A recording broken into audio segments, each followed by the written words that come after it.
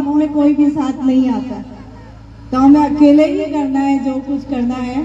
तो सर्वप्रथम बहुत बहुत धन्यवाद यहाँ पे अलीराजपुर के जो सामाजिक कार्यकर्ता लोग जिन्होंने मुझे बुलाया। और आज मेरे को उम्मीद नहीं थी, मुझे लगा रैली वगैरह का कार्यक्रम है, सभा ऐसा सोचा नहीं था। फिर भी कुछ मैं बोलना चाहूँगी। कुछ चीज़ें होती है जिनको लोग समझते हैं कि हमें उन चीज़ों को सार्वजनिक नहीं करना चाहिए, गुप्त रखना चाहिए, पर कई बार ऐसी चीज़ों को गुप्त रखने से हमें नुकसान होता है, चाहे मुद्दे लड़कियों के हैं चाहे लड़कों के हैं। पूरे देश में आज श्रद्धा का केस चल रहा है। श्रद्धा का केस सुना है आप लोगों ने? जिस लड़की को उसके प्रेमी ने 35 टुकड़ों में काट दिया।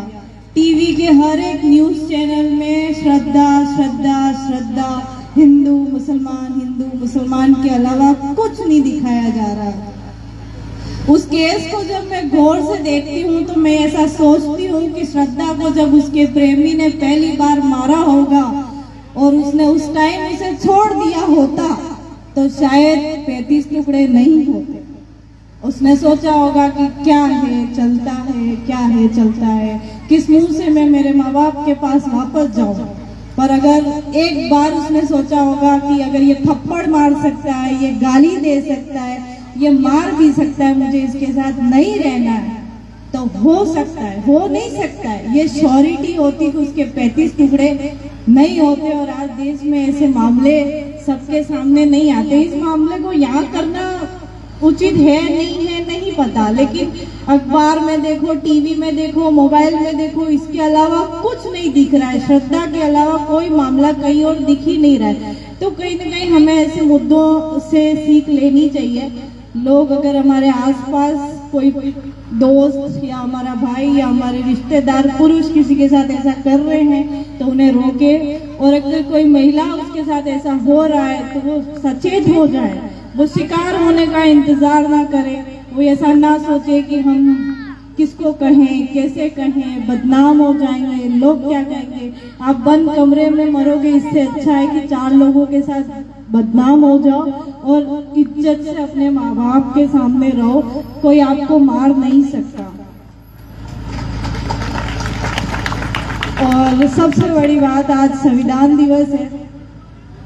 संविधान में हमें बहुत सारे हक अधिकार दिए गए हैं, लेकिन हमारे लोग उन चीजों को समझते नहीं। इसके पीछे कारण है कि संविधान एक बहुत बड़ी किताब है जिसको हम लोग नहीं समझ पाते। उसको समझने के लिए बहुत समय चाहिए। मैं ऐसा चाहती हूँ कि आज जैसे अलीराजपुर में हम टंडिया मामा की मूर्ति स्थापित कर रहे हैं, और आज पूरे देश में एक प्रचलन शुरू हो गया है आदिवासी समुदाय के अंदर कि वो अपने अपने महापुरुषों की मूर्तियों को स्थापित कर रहा है। मैं चाहती हूँ मूर्ति स्थापना को मैं कतई गलत नहीं कहूँगी, होनी चाहिए, क्योंकि हमारे जो इतने इतने नन्हे मुन्ने पोरिया हैं, ये कैसे हमारे महापुरुष को जानेंगे। हमने सारे देवी देवताओं को जान लिया। देवी देवता सिर्फ हिंदुओं के नहीं, सारे धर्मों के सारे देवी देवताओं को जान लिया, क्योंकि उनके जो मंदिर, मस्जिद, चर्च है वो हर गली नुक्कड़ पे है। हमारे महापुरुषों का किसी गली नुक्कड़ पे कुछ नहीं। इसलिए हम खुद 10वीं तक, 12वीं तक, कॉलेज तक हमारे भगवानों को नहीं जानते थे, हमारे महापुरुषों को नहीं जानते थे। लेकिन अब जिस हद तक हमारे मूर्ति स्थापना का कार्यक्रम चल रहा है, इससे हमारी पीढ़ियां जागृत हो रही है। मैं चाहती हूँ कि जब ये मूर्ति स्थापित हो जाए, ये मूर्ति जिस भी जगह पे स्थापित हो, वहाँ हम दीपक अगरबत्ती लगाए या ना लगाए, इनकी कहानियों की एक किताब वहाँ पे रखी होनी चाहिए।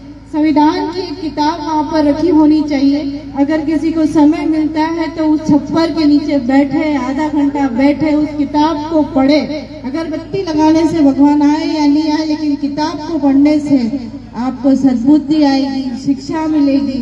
तो आप वो जरूर करें। और हर जगह जहाँ जहाँ आप मूर्ति स्थापित कर रहे हैं वहाँ पे संविधान की किताब और उस महापुरुष से संबंधित, उनके तमाम कार्यों से संबंधित, उनकी उपलब्धियों से संबंधित जो कहानियां हैं वो वहाँ पे रखें, ताकि वहाँ आने वाला व्यक्ति उनके बारे में जान सके। आसपास की जो दीवारें वगैरह रहती, कई बार जैसे टंडिया मामा का जो मुख्य स्थान है ना बड़ौदा में, तो वहाँ दीवारें हैं, उन दीवारों पे हम कम से कम टंटिया मामा के सारे कार्यों को लिख सकते हैं, ताकि लोग ऊपरी नजर से तो जाने। आज भले ही हम मूर्ति स्थापना कर रहे हैं, लेकिन इनमें से खड़े किसी भी व्यक्ति को टंटिया मामा के बारे में पूछ लो, लोगों को नहीं पता होता है। तो वो हम कैसे दूर करें? वो ऐसे दूर करेंगे, कहीं पर भी जहाँ जहाँ उनका स्थान है उसके साथ में उनके बारे में छोटी छोटी चीजें लिख के रखेंगे, ताकि कोई चलता फिरता भी देखे, समझे और अपनी जीवन में उतारे।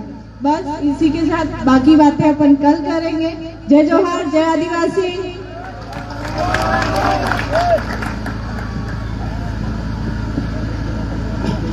बहुत ही अच्छी बात आपके बीच में भगवती भील जी ने रखी है, और ऐसे कई वक्ता